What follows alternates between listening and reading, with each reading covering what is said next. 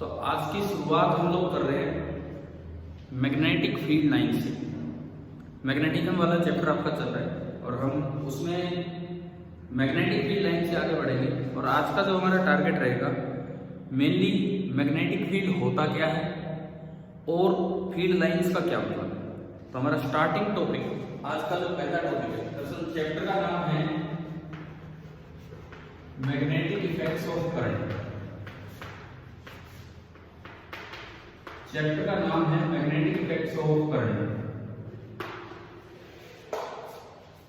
ये आपका NCERT book का चैप्टर नंबर 13 है, magnetic effects of current book का चैप्टर नंबर 13 है। तो इसके अंदर सबसे पहली बात अगर मैं देखूं तो भाई मैग्नेटिक फील्ड का मतलब क्या है।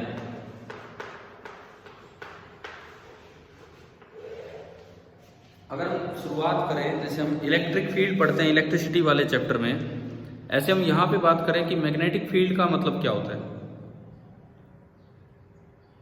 इलेक्ट्रिक फील्ड का मतलब क्या होता है। इलेक्ट्रिक फील्ड का मतलब कि एक ऐसा इलाका जिसके अंदर अगर मैं किसी चार्ज को रख दूं, किसी रेस्ट वाले चार्ज को रख दूं तो उस पर फोर्स लग जाए, उस रीजन को, उस इलाके को हम बोलते हैं इलेक्ट्रिक फील्ड। क्लियर है ना सभी को ये बात। तो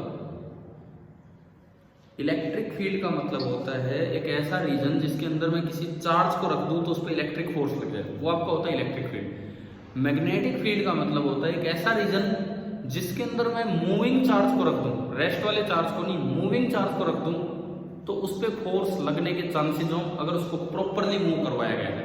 किसी डायरेक्शन में मूव कराओगे तो हो सकता है ना भी लगे। तो अगर हम प्रॉपरली डिफाइन करें मैग्नेटिक फील्ड को तो it is a reason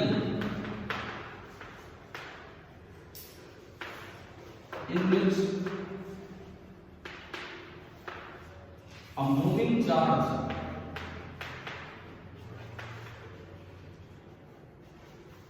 can experience a force।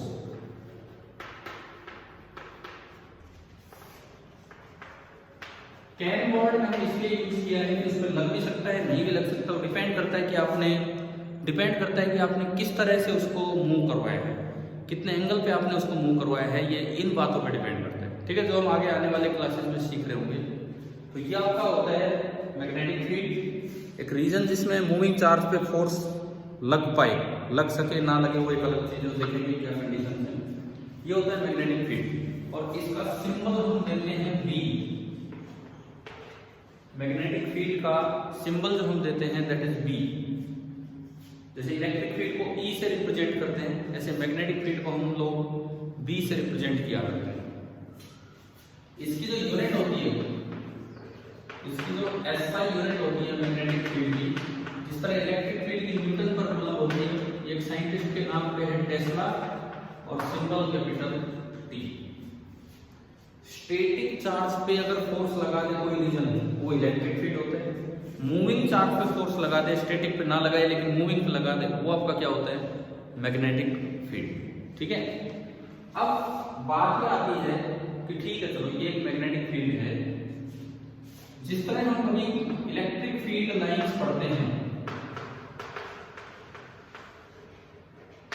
ऐसे ही हम पढ़ते हैं मैग्नेटिक फील्ड लाइंस। जिस तरह से इलेक्ट्रिक फील्ड लाइंस हुआ करती हैं बिल्कुल ऐसे ही आपकी होती है magnetic field lines. Electric field lines का क्या मतलब होता है। इलेक्ट्रिक फील्ड लाइंस का मीनिंग होता है कि भाई अगर आप एक ऐसी इमेजिनरी कर्व या लाइन उस पर कहीं भी टेंजेंट डालेंगे तो आपको इलेक्ट्रिक फील्ड की डायरेक्शन देगी। इसी तरह से मैग्नेटिक फील्ड लाइन की ऐसी इमेजिनरी लाइंस हैं जिन पे एरो लगा होगा, अगर आप उस पर किसी भी एक जगह पे टेंजेंट डालेंगे, जैसे ये पॉइंट नंबर 1 है, तो ये मैग्नेटिक फील्ड एट 1 की डायरेक्शन है। ये जो फील्ड लाइंस होती हैं इन्हें बोलते हैं magnetic field lines. Electric field line का मतलब होता है कि अगर आप उस पर टेंजेंट डालें तो वो आपको नेट इलेक्ट्रिक फील्ड की डायरेक्शन देगी उस जगह जो बाकी में फैल रहा होगा। मैग्नेटिक फील्ड लाइन का मतलब है कि अगर आप वहां टेंजेंट डालें तो आपको मैग्नेटिक फील्ड की डायरेक्शन देगी। क्या मैग्नेटिक फील्ड लाइन का मतलब आ गया समझ। ठीक है, मैग्नेटिक फील्ड लाइंस का सिंपल सा मीनिंग ये होता है और इनकी लगभग प्रॉपर्टी वही चलती है जो इलेक्ट्रिक फील्ड में थी, कुछ अलग है। जैसे हमने कभी पढ़ा होगा दो इलेक्ट्रिक फील्ड लाइन कभी इंटरसेक्ट नहीं कर सकती, नहीं तो क्या होगा, पॉइंट ऑफ इंटरसेक्शन पे टेंजेंट डिफाइन नहीं होती, कहाँ जाए। इसी तरह से ये भी एक प्रॉपर्टी है कि two magnetic field lines can never intersect each other. नहीं तो जो पॉइंट ऑफ इंटरसेक्शन है वहां हम ये नहीं बता पाएंगे कि मैग्नेटिक फील्ड की डायरेक्शन किधर है। Two magnetic field lines can never intersect each other. ये तो सिमिलरिटी होगी इलेक्ट्रिक फील्ड लाइंस और मैग्नेटिक फील्ड लाइन में, ये तो सिमिलरिटी होगी कि भाई दो मैग्नेटिक फील्ड लाइन में इंटरसेक्ट नहीं कर सकती और दो इलेक्ट्रिक फील्ड लाइन में। लेकिन एक डिसिमिलरिटी भी है, electrostatic field line, electric field line कभी भी क्लोज लूप नहीं बनाती। इलेक्ट्रोस्टैटिक फील्ड लाइन कभी भी क्लोज लूप नहीं बनाती। क्या ये पढ़ा था हमने, सीखा था? हाँ, लेकिन मैग्नेटिक फील्ड लाइंस हमेशा क्लोज लूप बनाती है। तो ये तो होगी एक सिमिलरिटी होगी मैग्नेटिक फील्ड लाइन और इलेक्ट्रिक फील्ड लाइन में कि two field lines never intersect each other.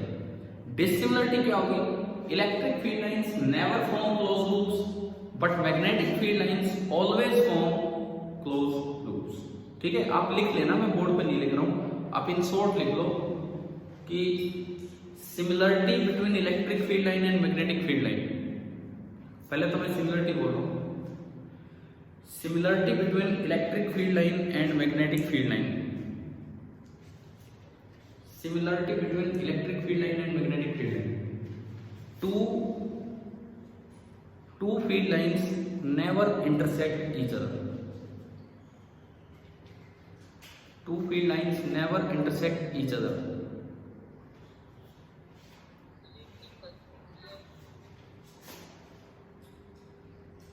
उसके बाद है डिसिमिलरिटी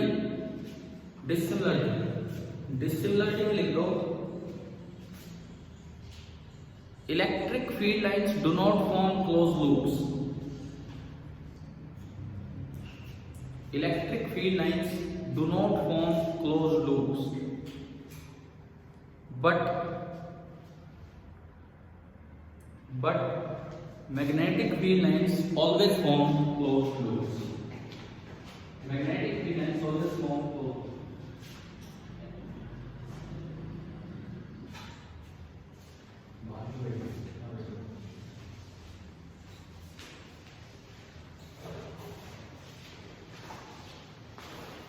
हाँ जी भाई, सिमिलरिटी डिसिमिलरिटी क्लियर हुई सभी को? ठीक है, ठीक है। आज बोर्ड थोड़ा अलग है कल से, दिख रहा है ना बोर्ड भी? क्या हो गया? वॉइस क्लियर नहीं है, थोड़ा बड़ा रूम है ये, हो सकता है कल आवाज साफ थी उधर। आवाज गूंज रही है। हाँ, इसमें थोड़ी आवाज गूंज रही होगी। एक्चुअली मेरे सामने एक दो बच्चे बैठे हैं जो आपके स्कूल के हैं, जो लाइव अटेंड कर रहे हैं, आपकी क्लासेस के बच्चे जो लाइव भी अटेंड कर रहे हैं इस क्लास को। मतलब लाइव का मतलब है यहाँ प्रेजेंट होके, तो इस तरह से लाइव नहीं, ऑफलाइन बोल दो कि ऑफलाइन अटेंड करें। तब मैंने थोड़ा रूम शिफ्ट किया था। चलो कोई नहीं, आवाज समझ भी नहीं आ रही क्या, ये बताओ? ठीक है, तो अब चलने दो इस चीज़ को। अगर आवाज़ समझ आ रही है तो, नहीं तो एक माइक लाया जाएगा, उससे आवाज़ बहुत क्लियर हो जाएगी। एक माइक होता है उससे तो आवाज़ बड़ी क्लियर आ जाएगी। अभी बिना माइक के मैं बोल रहा हूँ। तो देखिए इधर, अब एक बार मैग्नेट जो हमने पीछे पढ़ा है, एक बार मैग्नेट होता है सिंपल बार की तरह, जिसका एक पोल साउथ होता है, एक पोल नॉर्थ होता है। तो नेक्स्ट हेडिंग आप डालेंगे field lines around a bar magnet. Field lines around a bar magnet.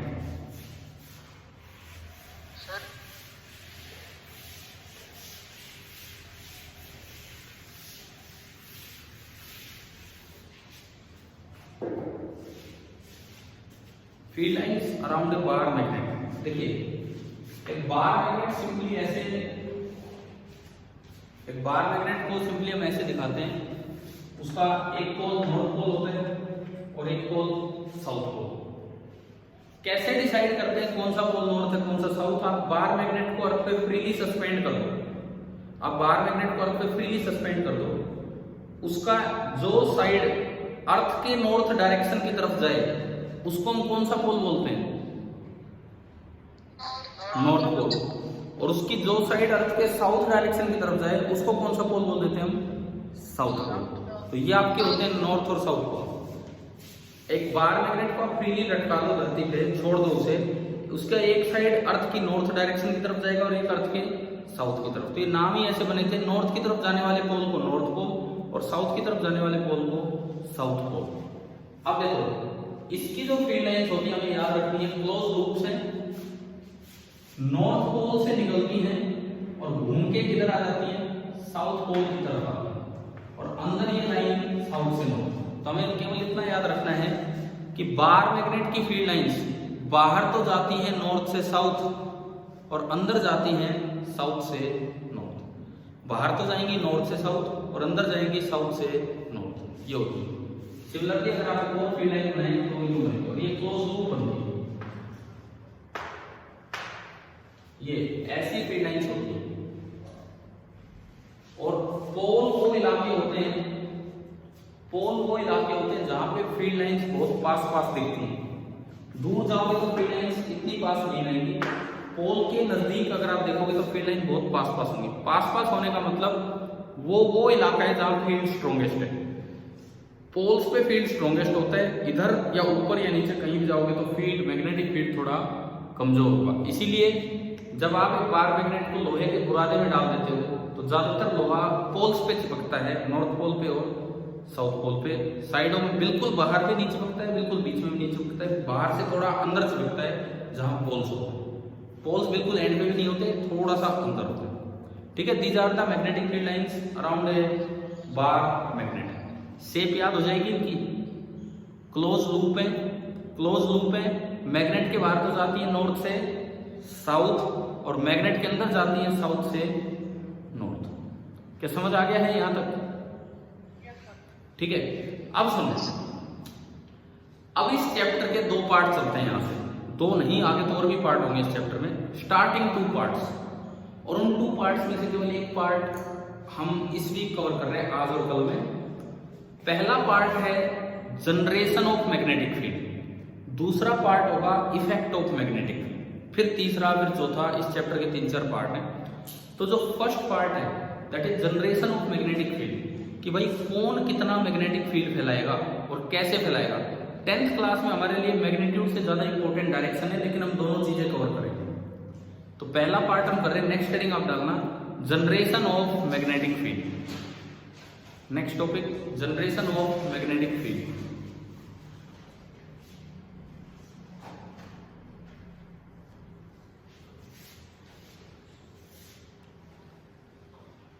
ये अनुज यार आपने तगड़ी फोटो लगा रखी है, ऐसा लग रहा है जैसे पता नहीं कहाँ बैठ के पढ़ रहे हो, पहाड़ों में बैठे हो, नदी किनारे बैठे हो, कहाँ बैठे हो।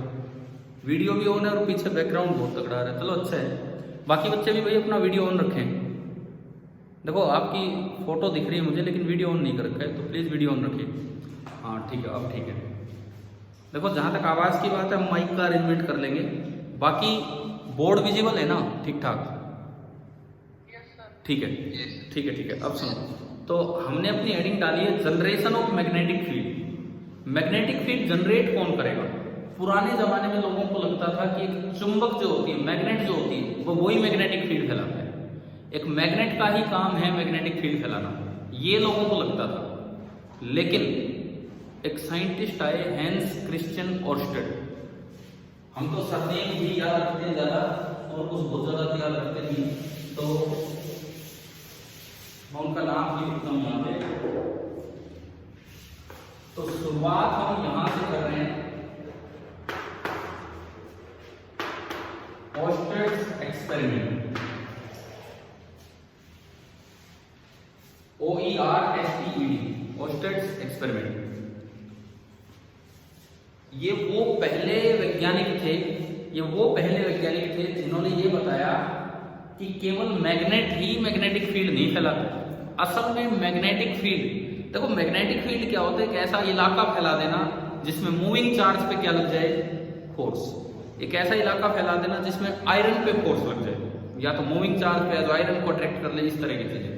तो इन्होंने बताया ये काम खाली चुंबक का नहीं है, ये काम खाली मैग्नेट का नहीं है। इन्होंने बताया कि कहीं भी चार्ज अगर मोशन में होगा चार्ज अगर रेस्ट पे है तो वो फैलाता है इलेक्ट्रिक फील्ड। चार्ज अगर रेस्ट पे है तो वो फैलाता है इलेक्ट्रिक फील्ड। चार्ज अगर मोशन में है तो वो फैला देता है मैग्नेटिक फील्ड। ये बात है, कहीं भी अगर चार्ज मोशन में होगा तो वो मैग्नेटिक फील्ड फैला देगा। ठीक है, तो ऑस्टेड ने क्या एक्सपेरिमेंट किया, सुनिए छोटा सा काम। इन्होंने एक कार्डबोर्ड दिया, सिंपली एक बोर्ड दिया, गत्ता दिया कार्डबोर्ड,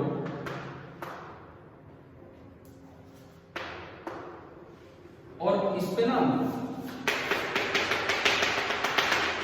आयरन फिलिंग्स डाल दी। ये जो मैंने दिखाए हैं these are iron filings. Cardboard लिया और इस पे आयरन फिलिंग्स डाल दिया, लोहे का बुरादा डाल दिया। इन्होंने इसमें होल किया, इस कार्डबोर्ड में होल किया और कार्डबोर्ड में से एक करंट कैरिंग वायर निकाली। कार्डबोर्ड में से एक करंट कैरिंग वायर निकाली। देखो ये तो सभी को दिख रहा था कि अगर मैं मैग्नेट को लेके जाऊंगा तो मैग्नेट इस लोहे के बुरादे पे असर डाल देगा, फोर्स लगा देगा। ठीक है, लेकिन इन्होंने एक और चीज देखी कि अगर ये आई करंट में पास करूं, एग्जैक्टली यही एक्सपेरिमेंट किया, इससे मिलता जुलता किया, जो इफेक्ट आया वो मैं आपको समझाता। करंट अगर मैं पास करूं तो जो लोहे का बुरादा है ना, ये सर्कुलर शेप में अरेंज हो रहा था, अपने आप घूम फिर के ये लोहे का बुरादा कंसेंट्रिक सर्कल्स में इकट्ठा हो रहा था। मतलब एक तो मैंने कार्डबोर्ड पे वैसे ही लोहे का बुरादा छिड़क रखा है, जैसे ही उसमें से करंट कैरिंग वायर पास की, उस वायर का ऐसा असर हुआ कि वो लोहे का बुरादा कंसेंट्रिक सर्कुलर फॉर्म में बन गया। इसका मतलब लोहे पे फोर्स लगा है कि नहीं? अगर लोहे का बुरादा घूम गया, किसी और तरह एडजस्ट हो गया, तो क्या लोहे पे फोर्स लगा है कि नहीं? लगा है ना। यानी और लोहे पे तो जो फोर्स लगता है वो तो चुंबक लगाती है, मैग्नेटिक फोर्स। यानी कि इस करंट कैरिंग वायर ने भी क्या प्रोड्यूस कर दिया? Magnetic field. तो ऑस्टेड वो थे जिन्होंने पहली बार ये बताया था कि मूविंग चार्ज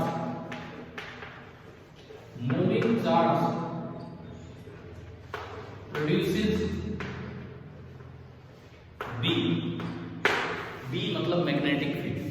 ऑस्टेड वो साइंटिस्ट थे जिन्होंने ये बताया था कि मूविंग चार्ज प्रोड्यूसेस बी, कि अगर कोई चार्ज मूव करेगा, चलेगा, जैसे करंट है तो वायर में चार्ज चल रहे, तो वो अपने आसपास क्या फैला देता है? Magnetic field. क्लियर हो गया? ठीक है, अब फिर इसकी डिटेल में गए। ऑस्टेड ने तो क्या किया, इलेक्ट्रिसिटी और मैग्नेटिज्म को लिंक कर दिया, जिसका नाम बाद में बना इलेक्ट्रोमैग्नेटिज्म। क्या ये वर्ड सुना है? इलेक्ट्रोमैग्नेटिज्म। ये इस एक्सपेरिमेंट की वजह से था कि वर्ड आया। पहले लोग मानते थे करंट एक अलग चीज है, इलेक्ट्रिसिटी एक अलग चीज है, चुंबक का काम एक अलग है, मैग्नेट का काम एक अलग है। बाद में पता लगा चुंबक कुछ अलग नहीं है, करंट कैरिंग वायर ही क्या प्रोड्यूस कर देती है आसपास? Magnetic effect, magnetic field. तो उससे दोनों चीजों को लिंक कर दिया गया और ब्रांच का नाम ही क्या बन गया? इलेक्ट्रोमैग्नेटिज्म। और मैं आपकी जानकारी के लिए बताऊं, अब तो ऑप्टिक्स भी अलग नहीं है। पहले लोग सोचते थे ऑप्टिक्स एक अलग ब्रांच है, ऑप्टिक्स भी इसी का एक पार्ट है। धीरे धीरे फिजिक्स में यूनिफिकेशन पे जोर है। यूनिफिकेशन का मतलब समझते हो? यूनिफिकेशन, कोशिश की जा रही है कि फिजिक्स की जो सेपरेट ब्रांचेज हैं उनको भी एक ही बनाया जा सके, सेपरेट ब्रांचेज को भी एक ही बनाया जा सके, इसे कहते हैं हम यूनिफिकेशन। तो कई ब्रांच तो इकट्ठी हो चुकी, मैंने बताया इलेक्ट्रिसिटी और मैग्नेटिज्म को ऑस्टेड ने इकट्ठा करा। अब देखो generation of magnetic field, source मुझे पता लग गया। मैग्नेटिक फील्ड का एक ही सोर्स है, क्या? Moving charge. मैग्नेट भी फैलाता है, कैसे फैलाता है वो हम पहले देख चुके हैं ना भाई। पीछे कल जो क्लास हुई थी, कल की जो क्लास थी, क्या आपने बार मैग्नेट का फील्ड पढ़ा था? हाँ तो ठीक है, वो एक अलग चीज है। लेकिन अब हम मूविंग चार्ज पे फोकस करेंगे और मूविंग चार्ज का फील्ड कितना होगा और किस डायरेक्शन में होगा। 10th क्लास के लिए बहुत इंपॉर्टेंट है डायरेक्शन सीखना, बाकी हम मैग्नीट्यूड भी सीखेंगे कि कितना होगा और किधर होगा। इसके लिए दो रूल्स है। जैसे आपने कूलम्ब्स लॉ नाम सुना है इलेक्ट्रोस्टैटिक्स में, कूलम्ब्स लॉ है ना, बहुत ही बेसिक सा लॉ है इलेक्ट्रोस्टैटिक्स में। ऐसा रूल यहाँ पे है Biot-Savart law. Biot-Savart law, T silent होता है, बायट लिखा जाता है, बायो-सेवर्ट लॉ। और फिर कूलम्ब्स लॉ के बाद वहां एक थोड़ा आसान रूल आता है गॉस लॉ, जो 12th में आएगा, गॉस लॉ। उस गॉस लॉ के जैसा यहाँ है एम्पियर सर्किटल लॉ। तो हमें मैग्नेटिक फील्ड फैलाने वाले दो लॉ पढ़ने हैं, दो रूल पढ़ने हैं। एक तो कौन सा बताया मैंने, पहला बायो-सेवर्ट लॉ और दूसरा एम्पियर सर्किटल लॉ। तो जनरेशन ऑफ मैग्नेटिक फील्ड हम शुरुआत करते हैं।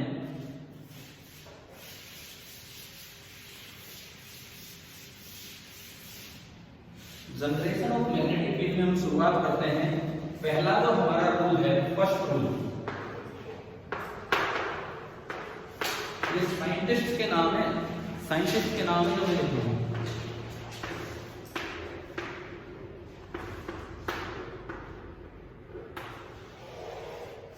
बायो-सेवर्ट लॉ, ये हमारा पहला रूल है, बायो-सेवर्ट लॉ।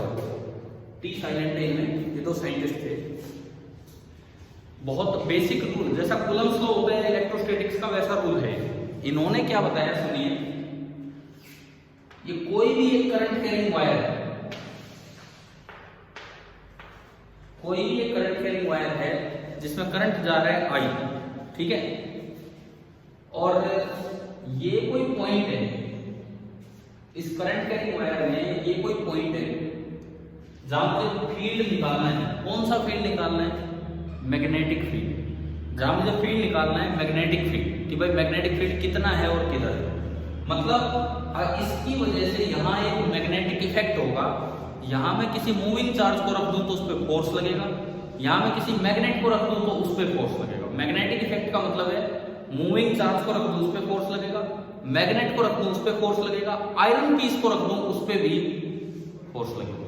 एक बार फिर बताता हूँ, मैग्नेटिक इफेक्ट का मतलब है कि यहाँ मैं अगर मूविंग चार्ज को रख दूं, मूविंग चार्ज कोई है यहाँ, उस पर फोर्स लगेगा, मैग्नेट को रख दूं उस पर फोर्स लगेगा, और आयरन पीस को रख दें तो उस पर भी फोर्स लगेगा। ये है, तो वो मैग्नेटिक फील्ड कितना होगा। तो बायो-सेवर्ट, ये जो साइंटिस्ट जो थे, इन्होंने बताया कि जैसे मान लो आप इसमें कोई एलिमेंट मान लो, छोटा सा एलिमेंट कोई भी डीएल लेंथ का। मैंने कहा कि मैंने ना एक डीएल लेंथ मान ली, एरो लगा दो करंट की तरफ, और ये एक एलिमेंट, इसको नाम दिया जाता है करंट एलिमेंट। एलिमेंट मतलब जिसकी लेंथ बहुत ही छोटी हो।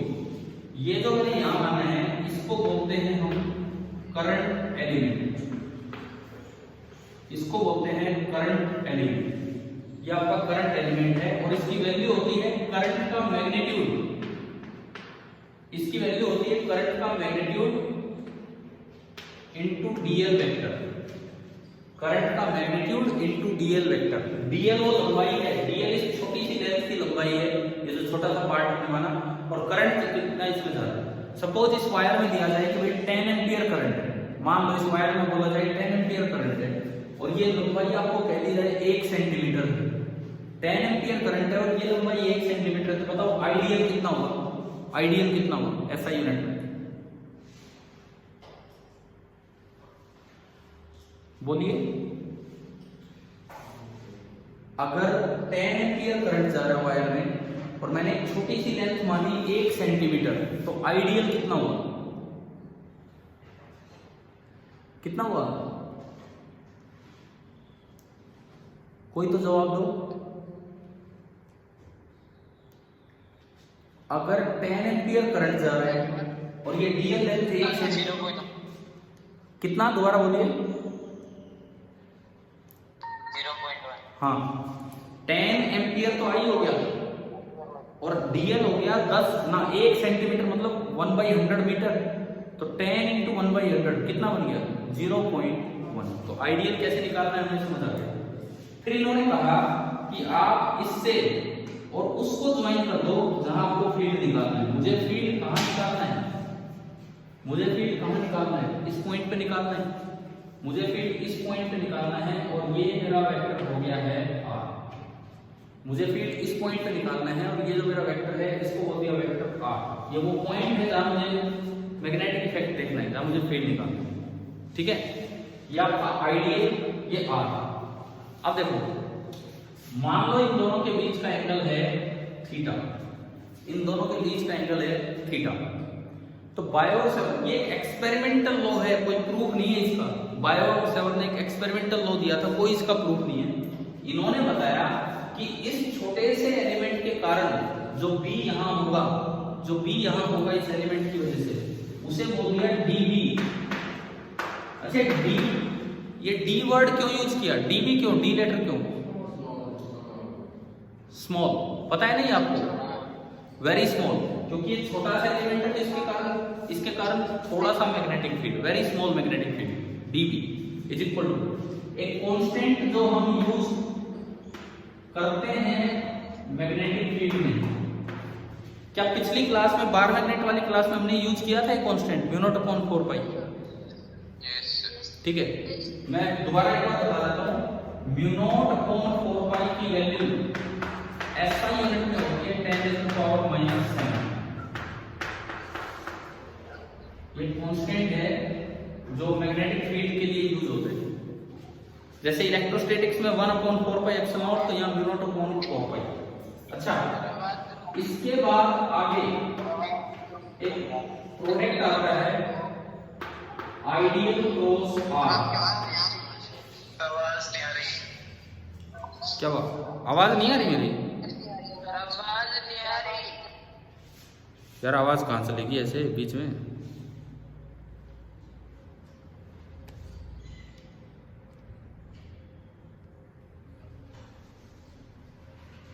एक मिनट रुको, मैं करता हूँ आवाज भी अभी। अरे भैया एक मिनट,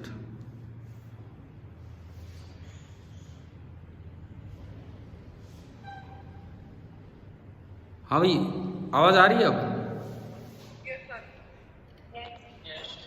ठीक है ठीक है ठीक है, वो बीच में अभी तो क्लियर है ना, आवाज सुनाई दे रहा है? ठीक है, सुनो, सुनिए तो सुनिए, हमें इसकी वजह से यहाँ मैग्नेटिक फील्ड लिखना है, तो बायो सावर्ट ने जो फॉर्मूला दिया, एक कांस्टेंट कितना μ0/4π, प्रोडक्ट आइडियल वेक्टर का आर के साथ, इसे बोलते हैं क्रॉस प्रोडक्ट। क्या हमने 9th क्लास में क्रॉस और डॉट प्रोडक्ट पढ़े हैं?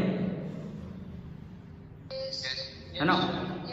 दो वेक्टर्स का जब क्रॉस प्रोडक्ट करते हैं, एक बार मैं रिपीट कर देता हूं, ए क्रॉस बी और उनके बीच का एंगल थीटा है, तो ए क्रॉस बी एक वेक्टर आता है और जिसका मैग्नीट्यूड होता है ए बी साइन थीटा। पढ़ा है हमने? ए डॉट बी, अगर आप डॉट लगाएंगे तो वो एक स्केलर आएगा और उसका मैग्नीट्यूड होगा A into B into cos theta. ठीक है, अब ए क्रॉस बी वेक्टर आता है तो उसकी डायरेक्शन में निकालने का एक रूल होता है जिसे राइट हैंड थंब रूल बोलते हैं। क्या वो हमने पढ़ा है 9th में? उसको यूज करेंगे, अभी उसको यूज करेंगे, देखते हैं कि कैसे आप करते हो। पहले फॉर्मूला पूरा करते हैं, डिवाइडेड बाई आर क्यूब। ये मैग्नेटिक फील्ड का एक्सपेरिमेंटल लॉ है जिसको बोलते हैं Biot Savart law, experimental law. DB μ0/4π ideal cross R upon R cube. मैं आपको एक चीज पहले बता दूं, ये मीटिंग जब ऑफ होगी 40 मिनट पूरे होने पे, आखिरी 10 मिनट चल रहे हैं इसके, तो मैंने आपको दोबारा से वो लिंक सेंड किया हुआ अगली मीटिंग का। आप उस पे आ जाना और उस पे हम मीटिंग स्टार्ट कर देंगे दूसरे लिंक पे। ठीक है, डीडी आपका होगा μ0/4π ideal cross R upon R cube. अब अगर क्रॉस की बात करूं, सपोज ये एंगल थीटा है, सपोज ये एंगल थीटा है, तो जो डीबी बनेगा, डीबी वो बनेगा μ0/4π ideal into R into sine theta divided by R square into R. मैं आर क्यूब को आर स्क्वायर इंटू आर लिख सकता हूँ, आर से आर कैंसिल। क्या ये समझ आया कैसे खोला है हमने इसको, डीबी को? ठीक है, और अगर आपको बी चाहिए कंप्लीट, अगर आपको बी चाहिए कंप्लीट मतलब पूरी वायर की वजह से, तो आपको क्या करना पड़ेगा? इंटीग्रेट जो हम अभी नहीं करेंगे, जो हम 12th क्लास में करेंगे, जो हम अभी नहीं करने वाले इंटीग्रेशन, ये हम 12th क्लास में सीखेंगे जब हम प्रूफ वगैरह करेंगे। क्या डीबी निकालना आ गया है बायो सावर्ट लॉ की वजह से? अब मेरा अगला सवाल है इस आइडियल की वजह से इस P पॉइंट पे मैग्नेटिक फील्ड किधर होगा। अब देखो आपके जो ये मंडे है टेस्ट, कब है आपका अगला टेस्ट? मंडे है ना। केवल 2 टॉपिक बचे वहां तक, केवल 2 टॉपिक, एक BSL और एक ACL। अब BSL की एप्लीकेशंस में आएगा स्ट्रेट वायर और circular wire. Straight wire, circular wire, उसका सेंटर एक्सिस, वो सब इसकी एप्लीकेशन है। जो प्रूफ हमें करने नहीं होते उन सब में इंटीग्रेशन करना होता है। हम उनके रिजल्ट्स को बहुत अच्छे से सीखेंगे। और फिर ACL की एप्लीकेशन में आता है सोलेनॉइड एंड टॉरॉइड। तो हमारे 2 टॉपिक बचे, एक BSL आज हो रहा होगा कंप्लीट और ACL कल हो रहा होगा कंप्लीट। ठीक है, इन्हीं से रिलेटेड ही आपके एम्पियर स्विंग रूल होते हैं, स्नो रूल होते हैं, वो फालतू के रूल होते हैं। हम अगर राइट हैंड थंब रूल ढंग से लगा लेते हो तो मैं शुरुआत यहां से करता हूं। इस DB की डायरेक्शन क्या होगी, ये कैसे, आप सब अपने घर पे हो, आप ये निकालो कि इस DB की डायरेक्शन कैसे होगी। आइडियल इधर, R इधर। क्या right hand thumb rule use करना सीखा है 9th क्लास में क्रॉस प्रोडक्ट का? मोहित रुको एक मिनट में पूछूं, मेरे सामने मोहित बैठे। मोहित आ गया हो, कॉपी रखो एक बार, वही अपनी कॉपी रखो, पेन रखो, आ गया एक बार मास्क डाउन कर दो क्योंकि आपको बोलना भी होगा। आगे इधर इधर खड़े हो मेरी साइड यूं। हाँ, राइट हैंड तैयार करो और इसमें आइडियल क्रॉस R आप करके देखो। हाँ भाई, पहचान रहे हो कि नहीं मोहित को? कैसे कैसे करें, पहचान तो रहे हो ना अपने साथी को या नहीं? Yes sir. ठीक है, हम मोहित बताओ आइडियल क्रॉस। इनको मैंने इसलिए आगे बुलाया है, अगर कोई और बच्चा मेरे आसपास का हो और वो क्लास ऑफलाइन अटेंड करना चाहे तो मैंने वो क्लासरूम में शिफ्ट कर दी क्लास। कोई भी आसपास का स्टूडेंट हो आपकी सेक्शन का, बिल्कुल आसपास मतलब यही कहीं ना कहीं, तो वो अटेंड कर सकता है अगर उसे ऐसे ठीक लगता है तो। हाँ जी, राइट हैंड सबको आता है, यूज करना नहीं आता। राइट हैंड को तैयार करो ऐसे। देखिए आप भी सीखिए, राइट हैंड, लेफ्ट हैंड नहीं। एक बहुत बड़ी गलती होती है, पेपर में बोला राइट हैंड तो मेरा बिजी है लिखने में, इसको लगाते रहते हैं, गलत आंसर लाते रहते हैं। राइट हैंड ही यूज करना है। राइट हैंड को ऐसे कर लो, अंगूठा उंगलियों के परपेंडिकुलर कर लिया आपने, ठीक है, इसी तरह रखो। उसके बाद आइडियल क्रॉस R में पहला वेक्टर कौन है? पहला आइडियल इसमें इधर है। आप दोनों की टेल से टेल मिली हुई है, देखो एक बार थोड़ा सा सुना, आइडियल और R दोनों की टेल से टेल मिली हुई है आपकी। ठीक है, पहले ही वेक्टर आइडियल है, आइडियल पे अपना हाथ रखना है। मैं आइडियल पे हाथ यूं भी रख सकता हूं, एक मिनट मैं आपको बताऊंगा। आइडियल को हाथ यूं भी रख सकता हूं, आइडियल पे हाथ में यूं भी रख सकता हूं, आइडियल पे हाथ में यूं भी रख सकता हूं, आइडियल पे हाथ यूं भी रख सकता हूं। समझ आ गया? आपको आइडियल पे इस तरीके से राइट हैंड को रखना है, टेल पे हाथ का जॉइंट रखते हुए इस तरीके से राइट हैंड को रखना है कि अगर आप उंगलियों को घुमाएं सीधा, उल्टा नहीं सीधा, तो उंगलियां घूम के दूसरे वेक्टर की तरफ से। दूसरा वेक्टर किधर है? इसमें इधर है R। देखो दूसरा वेक्टर R है, R इधर बना हुआ है, R वेक्टर। ठीक है, मोहित आइडियल का कैसे लिया?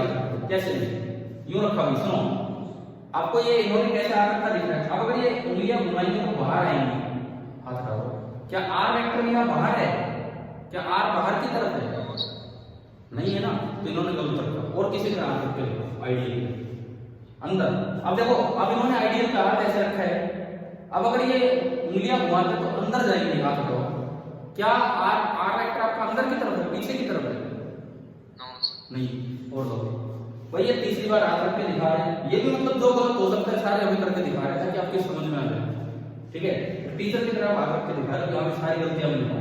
अब देखो, अब अगर ये आइडियल पर रखते हैं, मुठ्ठियां उंगली घुमाएंगे उधर जाएगी, तो क्या R वेक्टर उधर है क्या? चौथा कौन सा बच गया? हाँ, अब बिल्कुल सही रखा इन्होंने। अब अगर ये अपनी मुट्ठी बंद करते हैं, उंगली इधर लेके आते हैं, तो क्या बिल्कुल सही इन्होंने घुमाया कि यहाँ पे? समझ आया? हाथ घुमाना आ गया?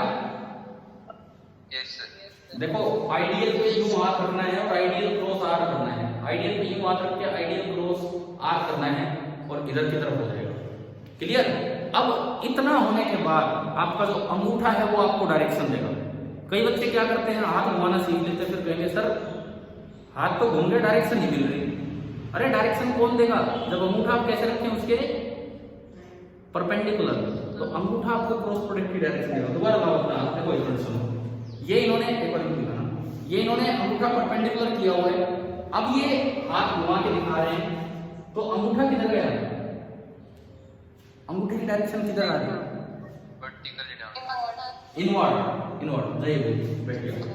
अंगूठे की डायरेक्शन आ रही है इनवर्ड, अंगूठे की डायरेक्शन इनवर्ड आ रही है, यानी कि इस जगह जो मैग्नेटिक फील्ड होगा वो अंदर होगा, यानी कि इस जगह जो मैग्नेटिक फील्ड होगा वो अंदर होगा। क्या right hand thumb rule of cross product समझ आया? क्लियर है ना सभी को? राइट हैंड थंब रूल बहुत इंपॉर्टेंट रूल है, बहुत जगह काम आएगा। अगर आपको right hand thumb rule use करना आ गया क्रॉस प्रोडक्ट का, ना आपको एम्पियर स्विमिंग रूल की जरूरत है, ना आपको स्नो रूल की जरूरत है, ना आपको फ्लेमिंग लेफ्ट हैंड रूल की जरूरत है, ना फ्लेमिंग राइट हैंड रूल। अगर आपको right hand thumb rule use करना आ गया, बट पढ़ेंगे हम सारी चीजें, लेकिन एक बार ये बेसिक रूल अपना सीख लें कि भाई क्या है। तो बताओ पी पॉइंट पे मैग्नेटिक फील्ड किधर आया? पी पॉइंट पे मैग्नेटिक फील्ड इनवर्ड। इनवर्ड का सिंबल होता है क्रॉस, इनवर्ड का सिंबल होता है क्रॉस, और आउटवर्ड का सिंबल होता है डॉट। ये याद रखना बड़ा आसान है। जैसे तीर है, एक तीर है, अगर वो बाहर निकल रहा है तो आपको एक पॉइंट आता दिखेगा, बाहर निकल रहा है तो पॉइंट आता दिखेगा, और अगर वो अंदर जा रहा है तो उसका पीछे वाला पार्ट दिखेगा, जो एक पकड़ेंगे हम, जो क्रॉस की तरह होता है। समझ लो, क्रॉस का मतलब है जैसे तीर अंदर जा रहा है, और डॉट का मतलब है जैसे तीर बाहर आ रहा है। तो क्या ये direction of magnetic field Biot-Savart law से कैसे निकालनी, क्या है समझ आ गया?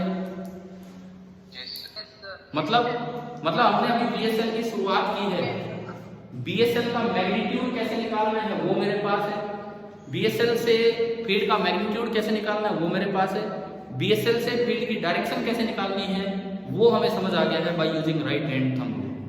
क्या क्लियर हुआ कि नहीं हुआ? ठीक है, ठीक है। अच्छा अब सुनो, बीएसएल से जो हम एप्लीकेशन लेंगे, कितनी मिनट बची है इस मीटिंग की? ये जो पहली मीटिंग है हमारी, लेस देन 1 मिनट। तो इसे ऑफ करके मैं दोबारा स्टार्ट करूंगा। बीएसएल की एप्लीकेशन हम स्टार्ट करेंगे सर्कुलर वायर वाली अगली मीटिंग में।